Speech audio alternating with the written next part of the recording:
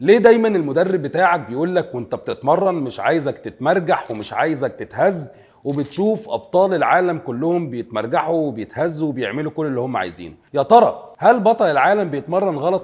ببساطة شديدة بطل العالم عنده عضلات كبيرة، او اي حد ادفانسد في اللعبة ووصل لمرحلة معينة وحجم عضلي معين يقدر حتى لو جسمه اتهز او ملعبش عدة كاملة انه يوصل نفسه للفشل العضلي، عشان هو بالفعل عنده عضلات وبيقدر يعمل ماسل كونكشن او يعمل تواصل عضلي عصبي ويقدر يوصل للهدف اللي هو عايزه. اما انت يا مسكين ما عندكش عضلات وبتشيل على مفاصلك وعلى عظمك ولسه ما وصلتش للخبرة انك تقدر تعمل تواصل، هل فعلا انت وصلت للفشل العضلي ولا لا؟